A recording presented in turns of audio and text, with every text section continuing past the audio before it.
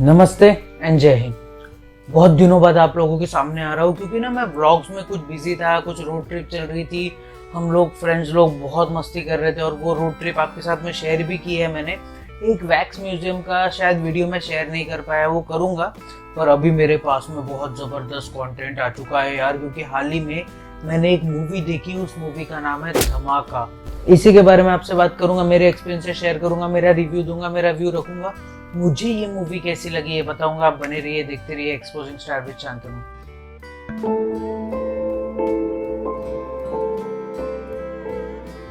तो हाल ही में मैंने एक मूवी देखी, उस मूवी का नाम है धमाका।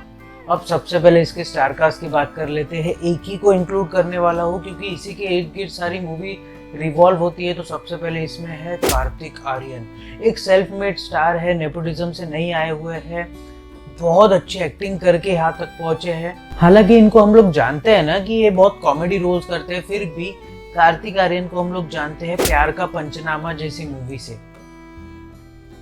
इसके अलावा कार्तिक आर्यन को देखा गया था सोनू के टीटू की स्वीटी नाम की मूवी से। उस मूवी ने कार्तिक आर्यन को एक अलग ही हाइप या अलग ही लेवल पर पहुंचा दिया था। उसके बाद कार्तिक आर्यन ने बिल्कुल भी पीछे मुड़कर देखा नहीं है। तो ये तो होगी स्टार कास्ट के बाद अब बात कर लेते हैं धमाका के प्लॉट की। धमाका का प्लॉट है क्या?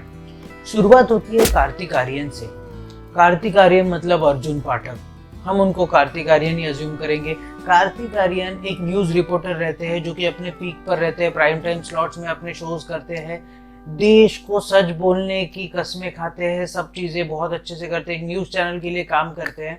पर धीरे धीरे ना उनका ग्राफ नीचे होने लगता है। उनका प्राइम टाइम का जो स्लॉट होता है वो किसी और को दे दिया जाता है। उनको न्यूज के चलते उनको रेडियो में बिठा दिया जाता है कि भाई तुम अपना चेहरा मत दिखाओ, तुम अपने आवाज के थ्रू ही अपना काम चला लो।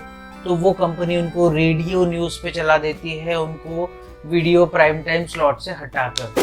अब कहीं ना कहीं गुबार रहता है कार्तिक आर्यन के मन में कि यार मैं इतना अच्छा एंकर हूँ, इतना सेलिब्रिटी एंकर हूँ, इतना बड़ा एंकर हूँ और मुझे ये लोग इस तरीके से ट्रीट कर रहे हैं। फिर एक दिन अचानक ना जब कार्तिक आर्यन अपना रेडियो का शो करते रहते, उनको एक बंदे का आता है फोन।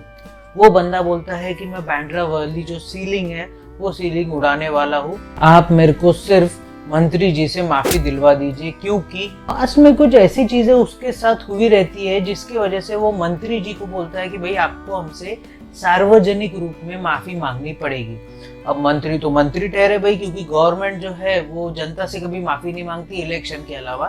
तो मंत्री जी आने को आनाकानी करते हैं। अब कार्तिक आर्यन को दिखता है इसमें मौका कि भाई यार इस मौके को अगर मैं पकड़ लूँ और एक्सक्लूसिव स्टोरी कर लूँ तो मेरे को मेरा प्राइम टाइम स्लॉट मिल जाएगा।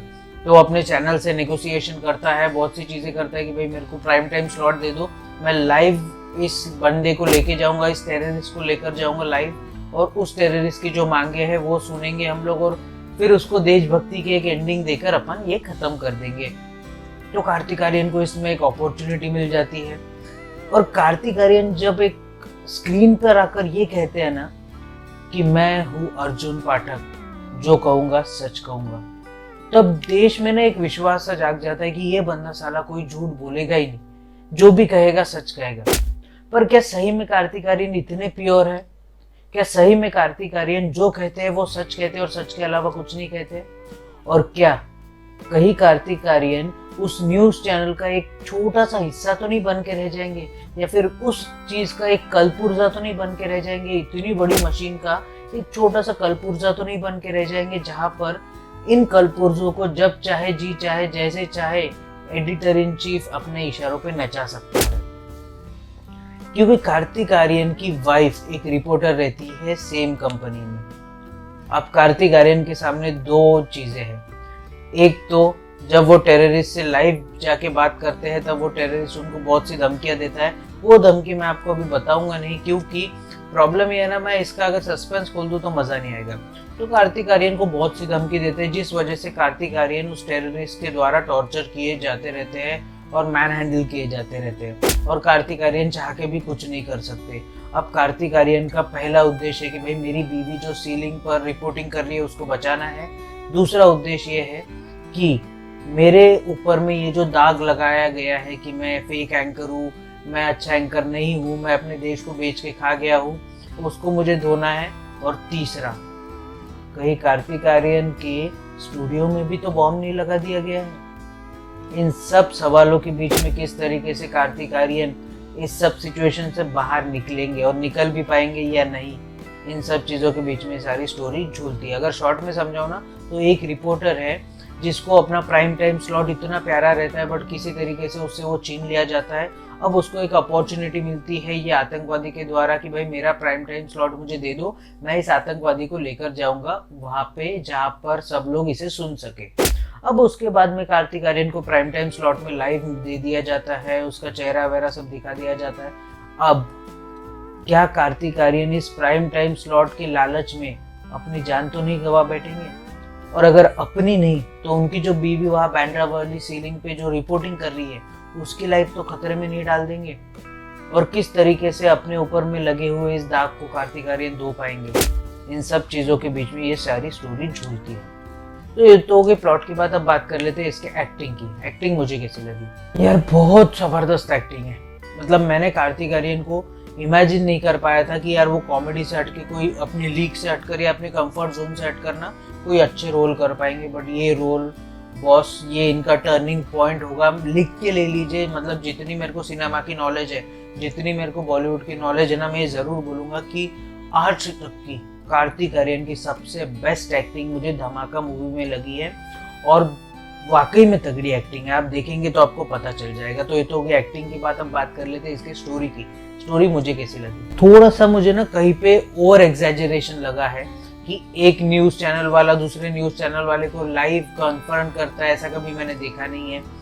ऐसे सिचुएशंस भी आते हैं पर मैंने ऐसे सिचुएशन में भी ये चीज़ देखी नहीं है। तो कुछ मेरे को थोड़ा सा ना ओवर एग्जैजरेशन लगा। उसके अलावा कुछ टेक्निकल पार्ट्स में थोड़ी बहुत गलती लगी कि भाई नीचे में अगर बम लगा हुआ है, तुम्हारे हाथ में डिटोनेटर है या तुम्हारे हाथ में बॉम्ब का वो बटन है या स्विच है, तो वो दबा के वो खत्म क्यों नहीं कर सकते हो बंदे को? उसको आने क्यों दे रहे हो? बहुत सी चीजें हैं। अब ये सब टेक्निकलिटीज अगर मैं छोड़ दूं ना तो स्टोरी अच्छी है। मतलब एक दो टेक्निकलिटीज को अगर मैं छोड़ दूं तो मूवी बहुत अच्छी है। मूवी में कोई प्रॉब्लम नहीं है। बहुत दिनों बाद ऐसा लगा है ना कि मूवी, एक तगड़ी मूवी हमारे लिए लेकर आए हैं RSVP वाले। अब ये आपको देखनी है नहीं देखनी ये आप पे छोड़ता हूँ। बट अगर स्टोरी की बात कर ही रहे तो इसके डायरेक्टर की भी बात कर लेते हैं। इसके डायरेक्टर है कौन? इसके डायरेक्टर है राम माधवानी।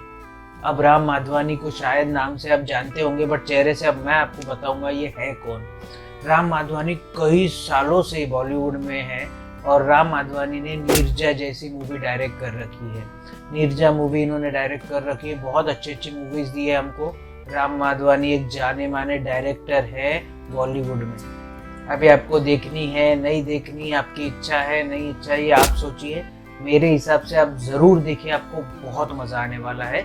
टेक्निकलिटीज एक दो पॉइंट अगर छोड़ दे तो आपको बहुत मजा आने वाला है।